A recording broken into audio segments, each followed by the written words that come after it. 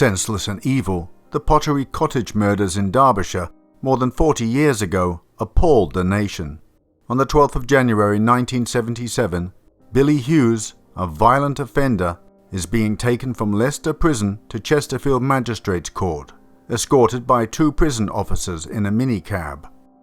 He is charged with stabbing a man in the face and then raping his girlfriend. He had followed a young couple into the park. He then watches them having sex behind the swimming baths, and then he attacks. He first hits the man with half a brick, and then drags the girl to the riverbank where he rapes her at knife point.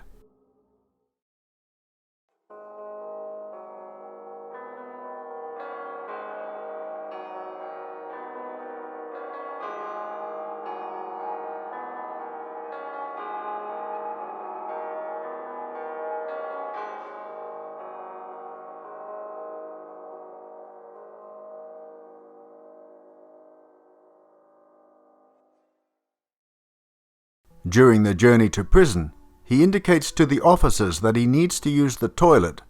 They pull into a service area at Trowel. The prisoner then slashes the throats of the 2 officers. Hughes then handcuffs them together in the back of the minicab. While this is going on, the countryside is barely visible because of a snowstorm, the worst for 15 years. The taxi driver and the prison officers are dumped at Spitewell, and Hughes drives onto the motorway. He crashes the taxi a little while later. He then heads north across Beeley Moors, walking and running for 3 hours in blizzard conditions, until he comes to Pottery Cottage.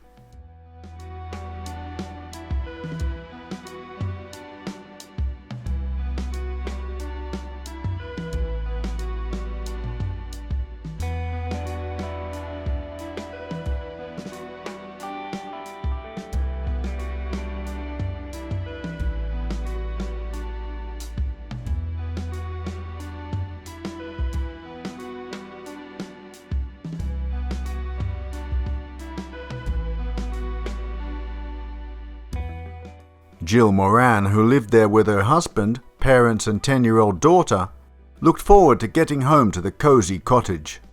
Pottery Cottage had been originally an 18th century pottery works, which was later converted into 3 separate dwellings. The occupants of the cottage consists of 5 people: Arthur Minton, a retired grocer, and his wife Amy, their daughter Jill, her husband Richard, and their adopted daughter Sarah. Richard Moran hailed from Ireland and had a successful career as a sales director. This well-to-do family had of course no idea a living nightmare was about to be unleashed upon them.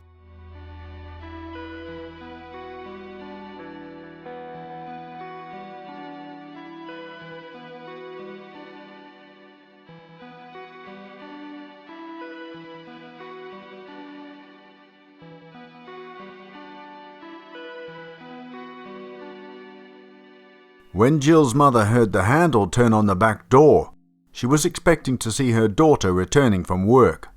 Instead, she was confronted with evil personified in the form of escaped prisoner Billy Hughes. Dripping wet from the snowstorm and menacingly in both hands, he gripped 2 axes he had stolen from the yard.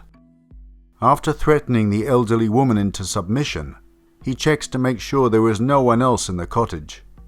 Richard and Jill are still at work and Sarah is at school. Hughes then takes a 5-inch boning knife from the kitchen drawer and waits. Jill arrives just after 3 p.m. from her secretarial job. Her mother lets her in, warning her, "There's a man here on the run from police. He's got a knife, but he's promised not to harm us." Hughes quickly pipes up, "I have stabbed 2 prison officers, but I did not kill them. But I do know how to kill."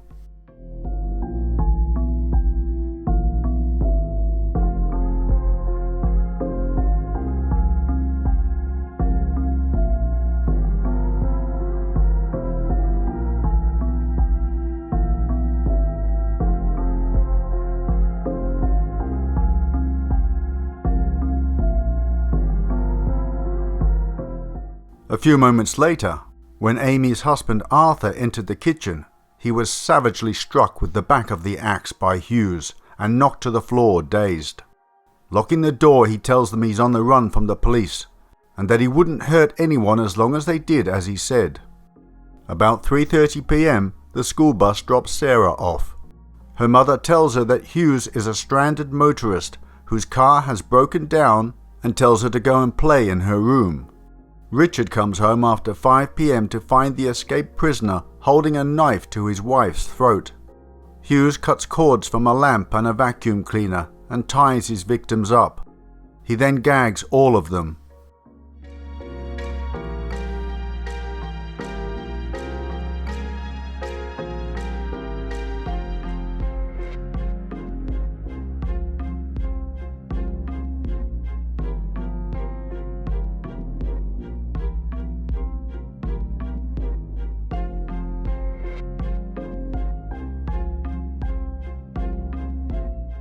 Fit and muscular Hughes slings Richard over his shoulder and carries him upstairs.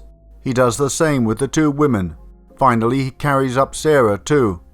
Before being tied up, sobbing Sarah begged, "Don't you hurt my mummy and daddy, don't you dare!" The four are all in different rooms. Amy manages to free herself. Hughes binds her even more tightly until she cries out in pain. Referring to Sarah, Hughes assures Jill, "I would never hurt her," explaining he had a daughter of his own, Nicola, aged 4, who was at home with his wife. What he failed to mention was that not only were they not together, but that after he was arrested and charged, he told fellow prisoners he wanted to travel to Lancashire to kill his ex-wife.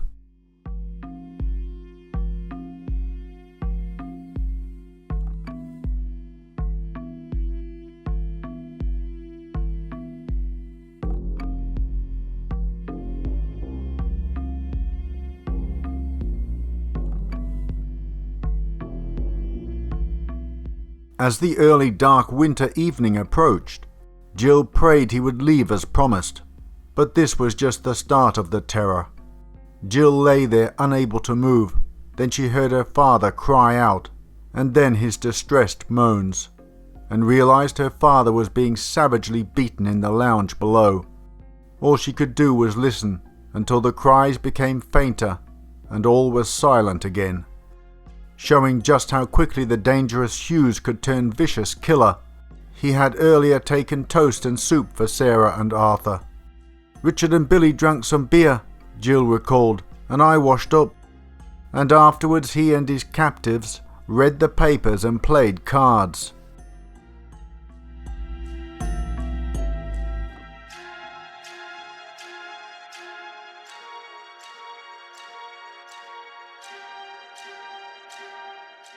In the morning, Jill was awakened by a harsh voice ordering her to get up. The night before, he had forced her to perform sex acts on him, and during this he had bit her savagely on the shoulder. She was saved from rape only because she was on her period. Her husband, bound and gagged in the room next door, could only listen as she was abused. Afterwards, Jill recalled how terrifying the situation was. Afterwards, Hughes put me into bed and covered me up with blankets. He even seemed concerned as to whether the bonds were too tight. The same man with her father's blood under his fingernails.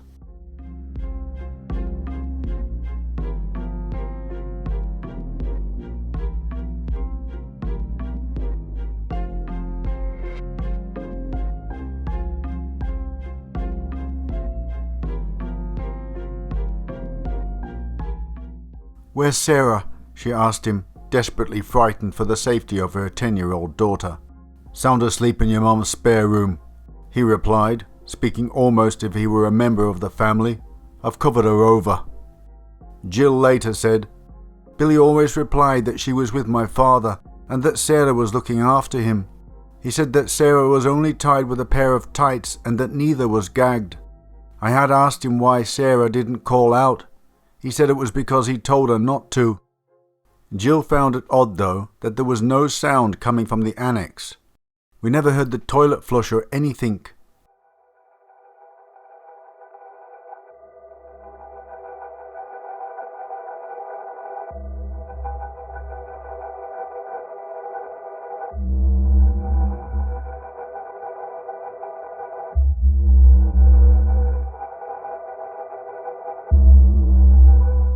Hughes then orders Jill to make breakfast. Then he tells her he wants her to go with Richard to shop for supplies. He wants tins of soup, stew, a camping gas stove, gas cylinders, cigarettes, sweets, steak and lamb chops. He gives Jill her own £25 that he has stolen from his search of the house. While you're out, buy a nice present for Sarah. Richard and Jill drive to Chesterfield to get the supplies. Hughes thoughtfully clears snow from the drive. Richard and Jill head off to the supermarket to get what the unpredictable Hughes wants. They fill the car with petrol and buy a book for Sarah. It's an Enid Blyton book which they know she'll love, this being her favourite author. They also buy a newspaper where they see a mugshot of Hughes blazoned across the front page.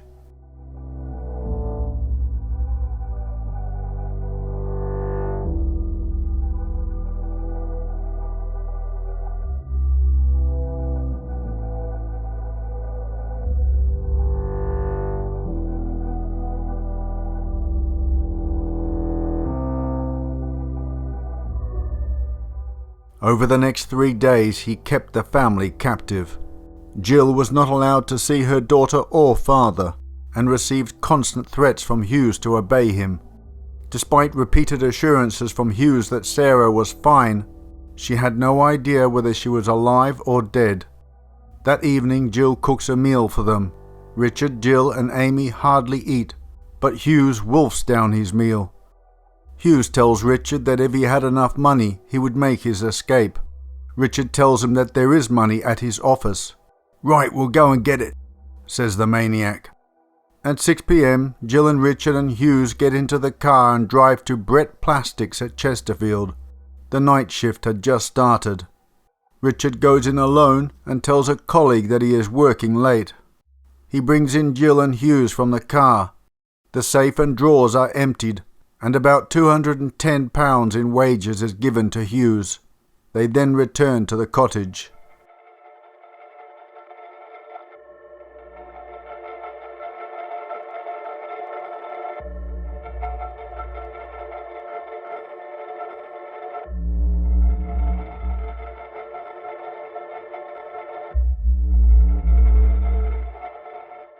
Meanwhile, the police are stepping up efforts to find the dangerous fugitive. A police spokesman said, "We searched the scene of the crashed car, which was about 3 to 4 miles away, but there was no indication in which direction he'd gone. Police dogs were used at the car to try and get a lead on him, but because there was so much blood in the car from the 2 prison officers who had been stabbed in the neck, the dogs would have picked up the scent of the prison officers rather than Hughes. School closures and employee absences caused by the storm added to the problem. Because Jill and Richard being absent from work and Sarah from school didn't arouse suspicion."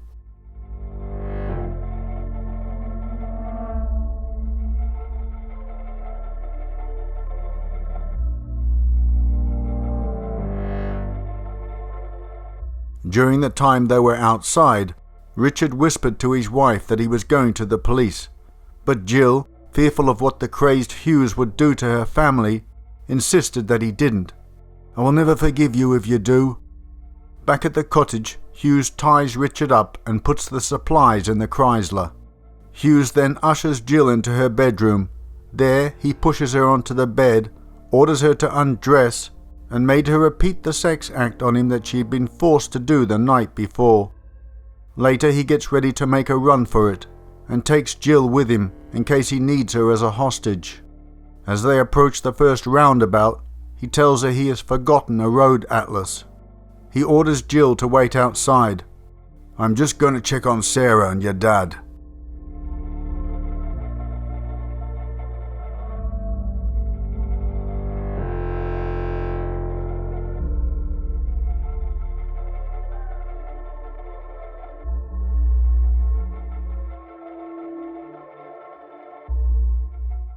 When he returns, the car will not start. Hughes angrily orders her to get help from the neighbours to push start it. Jill knocks on their door, and when they answer, she whispers to them that her family is being held hostage. The neighbours knew nothing about the prison escape and do not have a phone, so they race off in their car to inform the police. Meanwhile, Hughes is still trying to start the car. Jill climbs back in so as not to alert him. Jill's mother suddenly appears in view with her throat cut and pouring blood, and then falls down dead in the drive.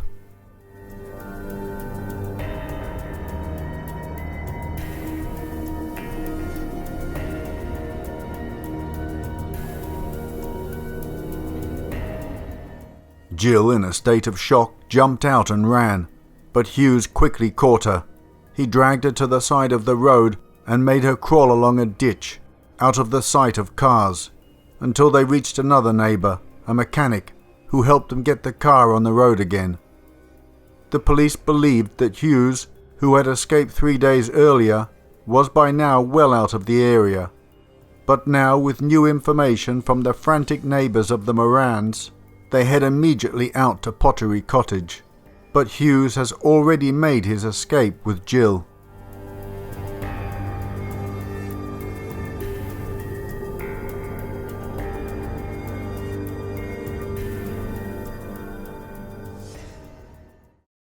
Once at the scene, officers see a trail of blood in the snow and discover the body of Amy Minton with her throat cut. Entering the house, they find congealed blood soaking the stairs carpet and all across the landing, where they locate Richard's corpse. He was face down, with his arms tied behind his back and ankles tied with flex.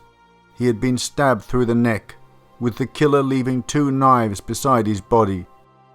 In the annex, Arthur's body is found, concealed under a pile of coats with a huge teddy bear thrown onto his face.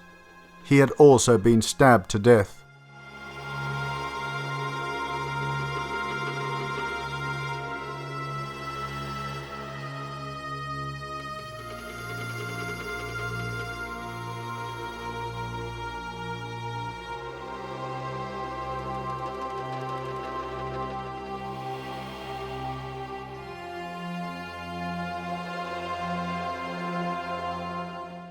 Finally came the most horrifying discovery of all.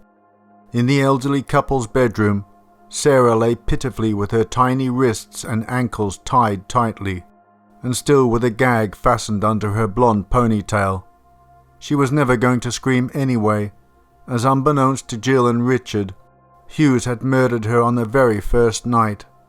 The 10-year-old had been stabbed several times in the chest and her throat slit. She died beside her favourite doll, which she had tucked up in a pillowcase for a bed. Plates of untouched food and the Enid Blyton book were found placed beside her. Hughes had kept up the evil and heartless lie for days.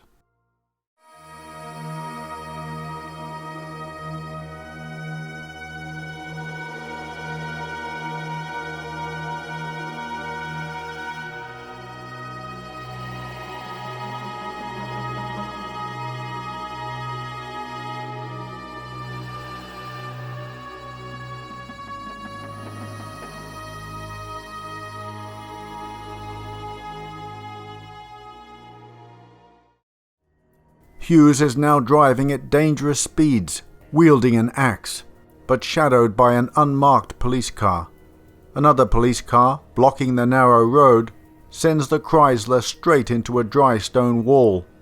Undaunted, Hughes quickly pulls Jill's head back, holding a knife to her throat, yelling, "Get back or I'll kill her!" Hughes drags Jill out and demands the officers hand over their car. He speeds away in the hijacked Morris Marina. They determine he is heading towards Cheshire.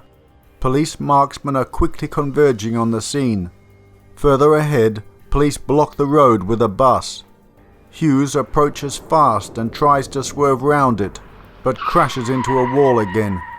Armed officers surround the car but dare not shoot because of Jill. Hughes, still not giving up, demands another car and safe passage.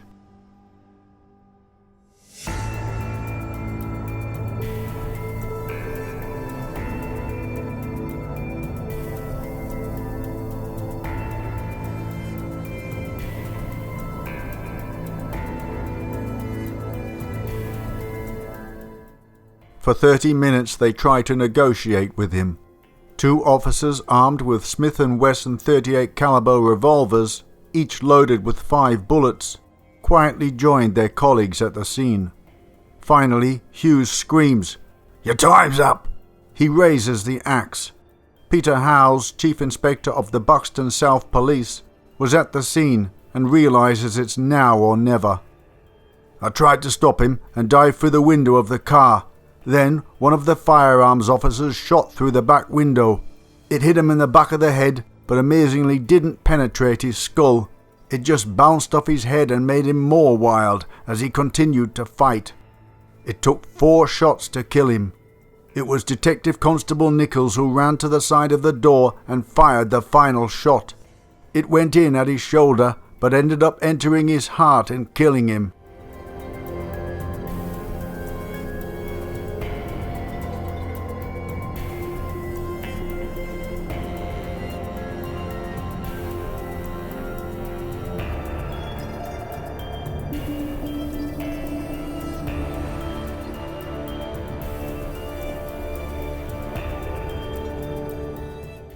Jill then jumped out of the car, but apart from a graze on her forehead, was amazingly unharmed, at least physically.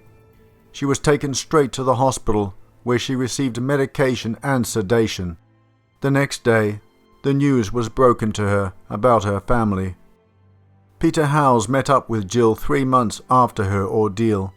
He said of her, "I felt humbled by the experience. She had endured the most terrible losses, and yet she was slowly but surely trying to put the pieces of her life together." 2 years after the events, she married Jim Mulqueen, who was a cousin of her husband and even looked a bit like him. In 1980 they had a daughter, who they named Jane Sarah, in memory of the half-sister she would never know.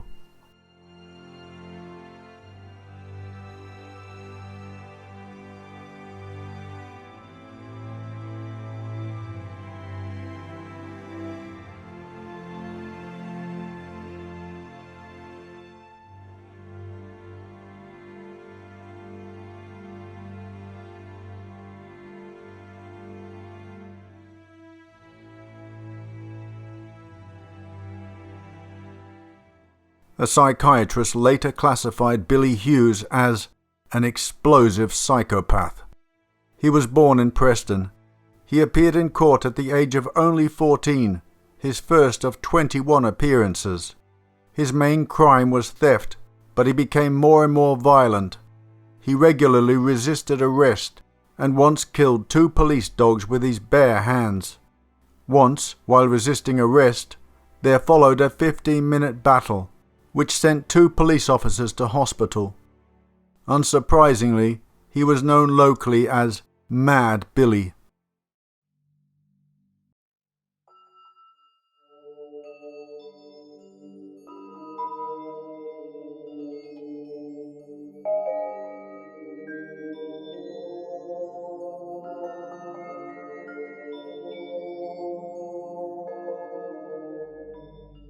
In 1998, Hughes' ex-wife Jean, tormented by what he had done, took her own life.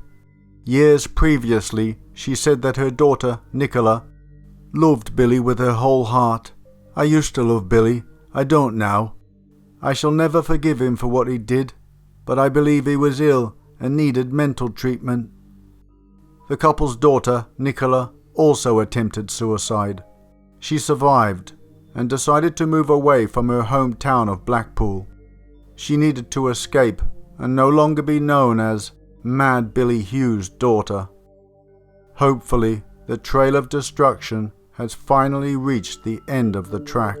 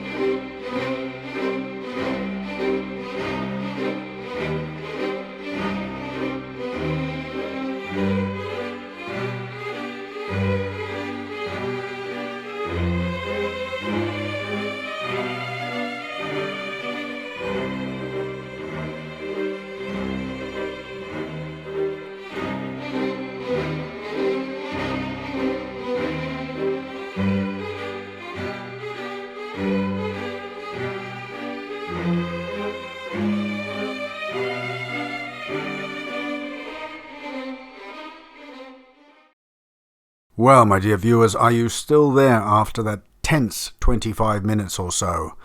My goodness, what a terrifying and horrible individual he was. It must have been absolutely horrendous and fearful for that poor family to go through all that and to end up losing their lives. And poor Jill, was she any better off surviving? I know there must be a lot of people who would not be able to overcome that, to surmount that trauma. Just horrible. Horrible, really. Some crimes really affect me, and this is one of them. I did hear that he was not the brightest bulb in the box. That coupled with his propensity to violence. It's terrifying to think that such individuals do walk around in society, like a ticking time bomb. And he must have had a thick nugget for the bullet to bounce straight off it. Oh my God, I bet the cop thought he was fighting some sort of cyborg. What a stroke of luck that the other cop shot him through the shoulder, which normally would not be a fatal injury. I think God was on his side then. That the bullet ricocheted off his shoulder blade and went straight into his heart. It could have ended badly indeed. By the way, if you're wondering what the image on the screen has to do with the case, absolutely nothing at all. I just like it. It's a German sleeping wagon. It's really quite nice. Schlafwagen. I love it. Such gentler times. Well, they weren't really. There was brutality back then as well. It looked more gentle, anyway. Less people in the world, less chaos. By the outfits, it looks like it's Edwardian times. Could be wrong. Looks to be Edwardian. Very nice. I would like to be going on a gentle train ride through the German countryside in that train. Let me get back to the story now. Anyway, it turns out that many people in Chesterfield were protesting against the burial of Billy Hughes in their town or in their city. The government was footing the bill, but the people were having none of it. They said that if he was going to be buried there, they would dig his body up and desecrate it. And the grave was dug by the council and the protesters filled it in again. So the government wisely changed their mind and quickly had his body cremated and ashes scattered who knows where. So at least the people got their way with that. So this was a person of limited intelligence, powerful physique, and unpredictable temper. Quite terrifying. He would be the perfect soldier. He probably had no fear. I mean, he killed 2 police dogs with his bare hands. How crazy is that? It's like a cyborg. I don't know. He certainly shouldn't have been walking around in a council state in England. Absolutely horrifying. Imagine sort of bumping into him when he's in a bad temper, or being in the same pub when he's drunk and out of control. It's just very sad that destiny didn't take him out earlier. Well, I think that's about it. I can't really think of anything else to say about that case. I just wish Jill all the best in her life. I know she's still alive. I doubt she'll ever see this video, but if she is and hearing this, you're an incredibly brave and strong woman to have survived that, and I couldn't imagine going through that ordeal myself. My dears, it's nearly Christmas. By the time this comes out, it's going to be the start of December. Can you believe it? This year has went so quickly. I'm thinking about doing a live chat on Patreon. Now, I know that many of you have found it difficult to navigate to Discord, or once you're there to even navigate on Discord, it is quite a difficult app. The advantages are that on Discord you can actually talk back with me, whereas on Patreon their live chat is held through YouTube. I think they call it a live stream actually. So that's held on YouTube, and then I sort of have it so that it only goes through Patreon, so only you guys can actually get on there. So you actually have to type the messages in. Let me know in the comment section how many of you would be up for that. Towards Christmas, I got a few days off then, and I'll have more time to get that organised. Because I would like to have a chat with you before the year ends. And also let me know what days would be better, just so I get a general idea of when to do it. By the way, I've inherited Odette's computer chair. My one was sort of really falling apart. The cat had ripped into it. So I've inherited this chair, which is more comfortable, admittedly, but it squeaks like hell. So when I'm narrating, I have to sit absolutely still. Listen, see if you can hear this. Can you hear that? The slightest movement and it's squeaking like hell. I'm going to have to look around, see if I can get a better chair. They all seem to squeak. I don't know, they all seem to make a damn noise unless you're sitting on a beanbag. Anyway, I'm rambling. I'm going. Please stay tuned for December's offerings. Thank you as always for your awesome support. Nod to the Top Hat patrons. Normally your name would appear in the images throughout the video. Couldn't really find suitable images for it, and usually for murder cases like this I tend to put it at the end. Anyway, thank you for your understanding in advance. Take care, my friends. God bless and bye-bye.